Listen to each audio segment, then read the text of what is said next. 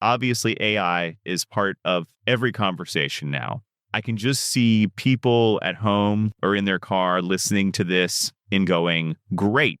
I'm going to go to Chat GPT. I'm going to type in, build me a great brand, and I'm going to do the 3 or 4 things that it says. I think they should do that, right? Like AI, it gives us a lot of great tools, but those tools are not enough. I think, we're at kind of a transformative moment. And at any tech transformation, think about when people move from web to mobile. Today, we're moving from to AI. We should be open to technologies and great tools. But tools are not enough, and that can't replace the strategic thinking, and the decisions and the human efforts to build great brands. And I think, for products and services to win hearts and minds, it's less about just one moment or one decision. It's the totality of the experience people have with the products and services. And those decisions reflect a lot of things like, how you name the product, how you build your website, how you tell your story, and the design of the experience, and how you market it outside of the company, and where people learn about you. And when people start using the product, the onboarding experiences.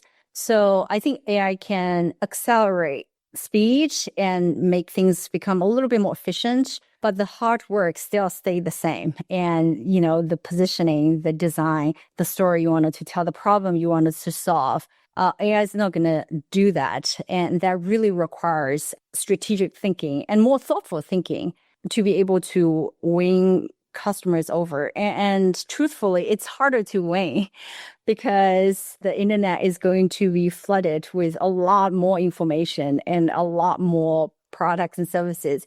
And it's even more challenging for businesses. So, at this moment in time, brand becomes a true differentiator. And both for startups and for existing companies, and they really need to make their product experiences even better and strengthen their customer relationships to really build for the long term. It goes back to the problem the products and services try to solve. Be very clear about the customer problem you try to solve and figure out how you solve that in a very clear way. And this is the part where positioning comes in, right? And it is about, figure out your unique value proposition to the customer problems you try to solve, and then building the best product and services to solve those customer problems. And in execution, I'm sure there are paper cuts areas where things can improve, right? And the experience around the website or around the product experiences, onboarding or email. I think those are all the opportunities for companies to improve. And I think it takes time to kind of drive towards the long-term success, but it's across all the entire end-to-end experience.